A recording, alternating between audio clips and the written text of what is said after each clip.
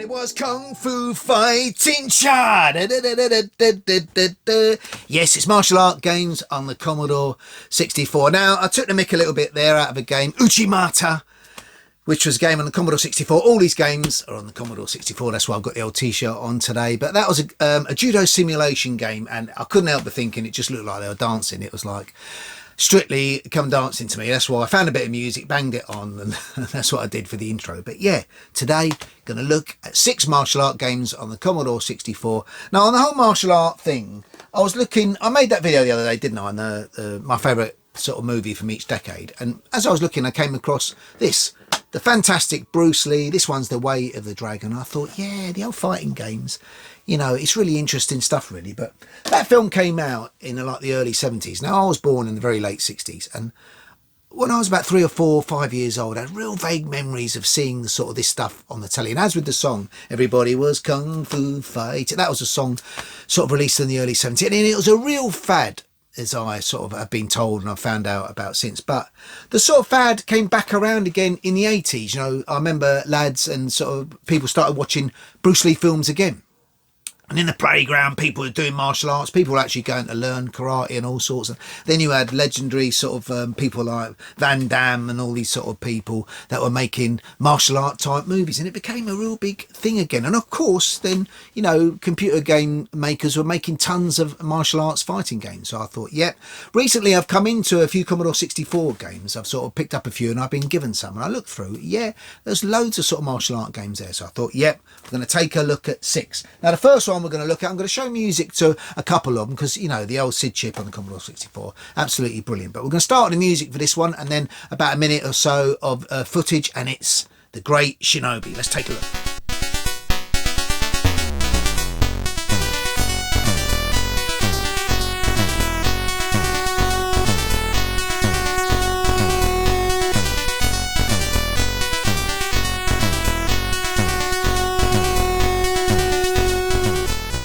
Well, there you go, some great music on the old Commodore 64 SID chip. You know what? So many good pieces of music on the Commodore 64, absolutely fantastic. But onto this game, Shinobi. I'm playing Joe Musashi and I'm bidding to rescue some children that have been kidnapped. And it's a nice, slick game. Now, I had a bit of a problem at the start of the game. I found it difficult to jump up to, you see the balcony at the top there? If you know this game, you'll know it well. It was a real problem to operate the joystick to get up and down to the floor and back up to the balcony. And so what I did is I started on my Quick Shot 2 joystick, and I was struggling with that. Now I've got another Commodore 64 joystick. I didn't get much joy on that either. It was a bit frustrating because I just couldn't get up to the top balcony. But in the end, I sort of went to my Mega Drive and picked out a Mega Drive controller, and they work great on the Commodore 64. So once I had got that, I was able to nail that jumping up and down. I started to really enjoy the game. It's a really slick game. It's funny them seeing them posters on the wall there. They look like the Andy Warhol Marilyn Monroe pictures. Funny, in the games back then, they just used to bang in stuff like that. They didn't worry about any copyright and stuff like that. It's not what quite Marilyn Monroe in that photo though, and they used to do stuff like that. But yeah, this game, you know, going on Commodore 64 forums, it's a well-liked game, and I'm really pleased I've got it. And it's one of them, when I do videos like this and I play games, I don't always go back to some of the games I play too regularly, but I'm playing this for about half an hour, 45 minutes this morning. I'll definitely be going back. I can really see the attraction in the game. You get a little bit of the dopamine hit when you rescue a hostage. Obviously games work like that, and then, you know, you want to move forward in the game. Started to struggle at this part of the game. I'm struggling to get over that sort of barrier to get to that guy, and in the end I just sort of jumped over, try and force my way over, which doesn't always work. But yeah, almost certainly be coming back to this game. Shinobi, top game, I'd say. Really, really good stuff. I didn't get much further. I tried to get past that sort of guy and I couldn't do it. But yeah, Shinobi. So that's Shinobi, cracking little game. We're going to push straight on. Another nice piece of music to this one. Yai Are Kung Fu.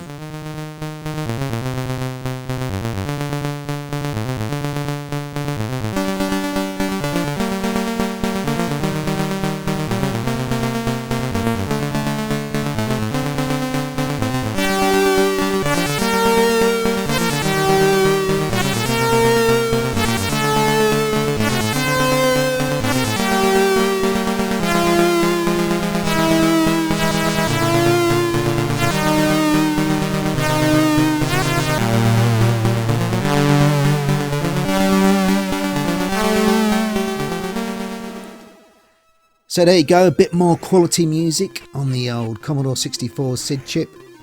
Really nice stuff.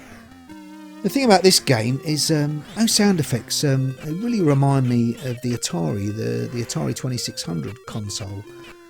I don't know whether it was just me or anyone else out there can just sort of hear that in those sound effects, but yeah. But this game, it's sort of a bit more haphazard, a bit more sort of flashy, more quick if you like in the gameplay. But the idea is you're trying to become a kung fu master.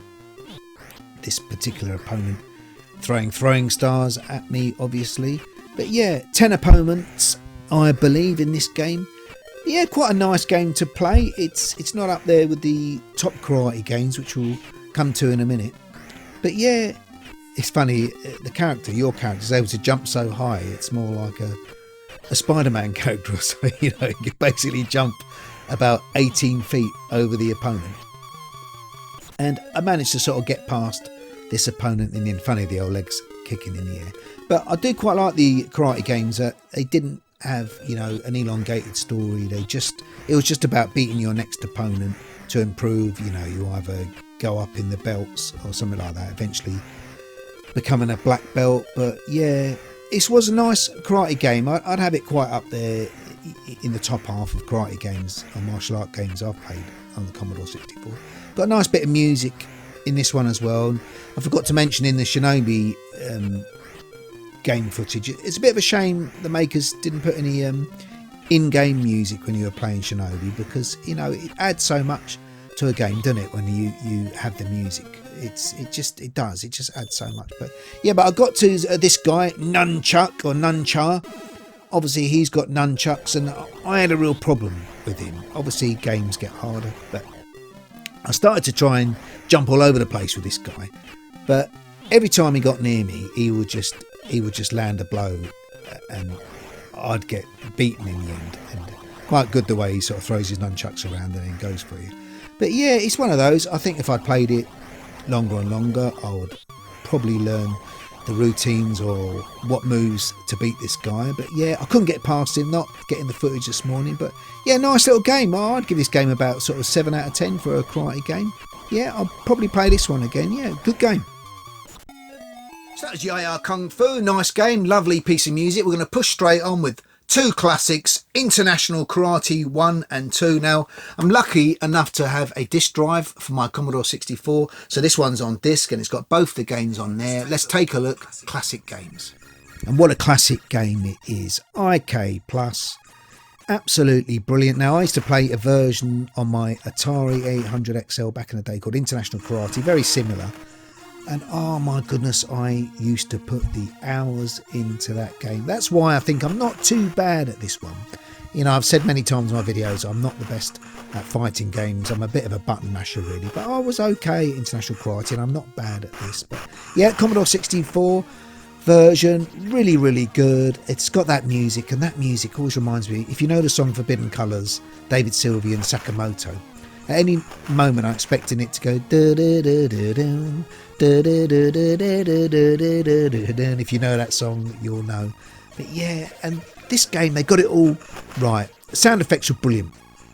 You heard that when he put his kick out, and when you'd hit an opponent, you got them lovely sounds when the sort of sound of the guy crunching on the ground. Really, really nice. And also it was this game was really, really good in that it really made you use the timing. If you had to get the timing right and the distance from your opponent. If you wanted to do a certain kick, you'd have to be a certain distance from your opponent or a certain punch. And it would always stick to it. The game didn't have any bugs in the way of, you know, sometimes it wouldn't work, sometimes it would work. If you were the right distance away and you did the right kick, you would 100% land it. And when you're a gamer, you just want that. It's really frustrating in some games when you do the same thing that worked once and it doesn't work again. But no, on this game, International Karate Plus, it would work. And I have to say, I spent hours playing this game now. I don't know if it was on this version of Commodore 64, but you used to get to a bonus round where and you got this bonus round where you sort of headbutting the slates, and the more slates you broke, the more points you'd get. But I remember Well, there was one where you had a sort of what looked like a sort of drum cymbal in your hand, and these sort of balls would come towards you, left and right, and you had to quickly turn left and right to stop them. But I never got to it playing this Commodore 64, and I don't know if anyone out there can let me know whether that is in this game if you get to a certain bonus round, or whether it was a different one. But now we're on to A, International Karate Plus 2. And of course, it's very, very similar. The backgrounds look a little bit brighter, the colours look more vibrant, and the sound effects pretty much the same, maybe slightly better. And it virtually is the same game. But, you know, I don't blame them bringing out another one because it was such a good game. And I could have played this all morning. Here's that sound again. When he lands on the ground. What made me laugh as well is, I was just going to say, the stars and his face. He looks totally KO'd, and the sort of stars flashing around his head. But in this game, I just couldn't get past the third opponent. You know, button mashing doesn't get you there in a game like this. You've got to start timing in your moves. Sometimes you've got to wait for your opponent to make a move and try and counter it, which is tricky. But like with any game, it's just putting in the hours, isn't it? Yeah, those sound effects, they're absolutely gorgeous, aren't they? Absolutely brilliant. And I'd have to say this would be out of the home computer era and the martial art games. I think International Karate Plus is probably my favourite one. It's the one I'd go to if I thought about, I want to play a karate martial arts game on an older console or home computer. It would almost certainly be this one. Yeah, just letting a bit of the music go there. Funny that one as well. Punch to the gut. The way he holds his stomach as well. But those little details, fantastic. Really. I tried to do the punches to the head more often, but I'd end up going into a forward roll sometimes. And the same thing, the old bonus round with the old slates. Not very often did I break them all. I usually got to about 600 or 700. Different background again, obviously the seaside, I see there, buildings on the left. Really nice stuff, really vibrant. I have to say, it's one of my favourite games. You know, it's excellent. Really, really great. So what can you say? International Karate 1 and 2, absolute top games. We're going to push on. Disk drive again. I've got two games going to look at on this compilation. This one, Fist, the Legend Continues. Let's have a quick look at that one. So Fist, the Legend Continues. Now, the first thing I noticed about this game, because it's the first time I played it, is I love the music. Now, it's really, really eerie. It's got a really unusual tone to it.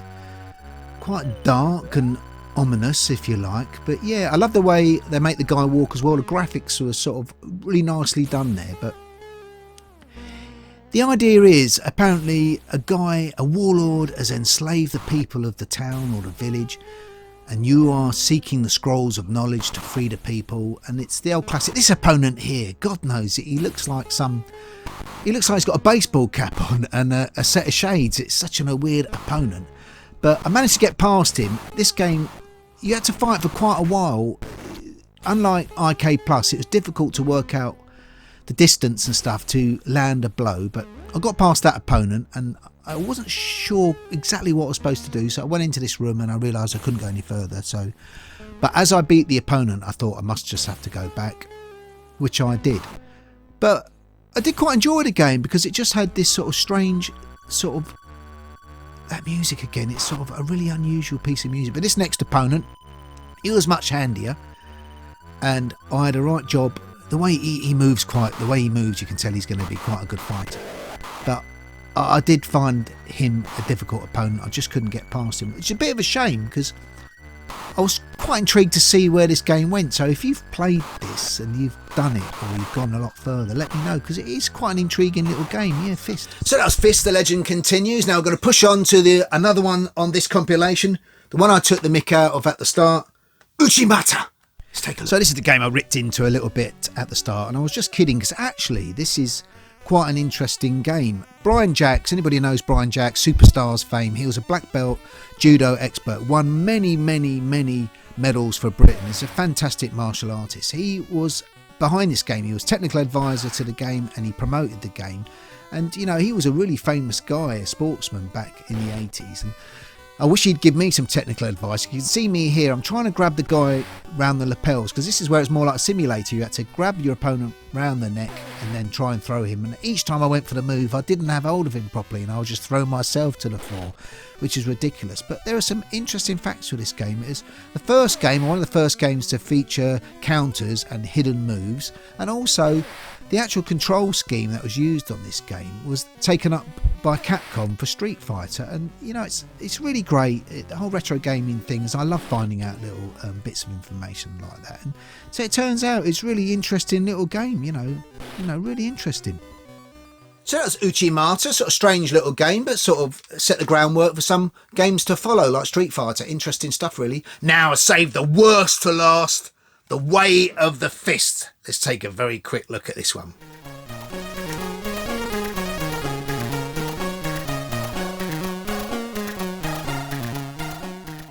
Now I put that little piece of music in because I think that is the only good thing about this game. I mean, God, you know, maybe I'm just not getting this game, but it looked like a couple of muggers who decided to have a fight out in the desert in the middle of nowhere.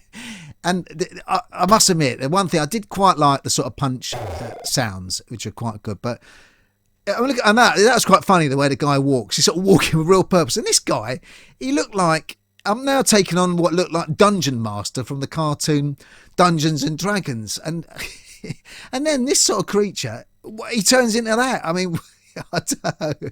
It looked more like a massive bug in the program, but you know, it did make me laugh. I had to include it. This game, it's really funny. So that was a quick look at 6 martial art type fighting games on a Commodore 64. I hope you enjoyed the video. Look after yourself in the meantime. Goodbye.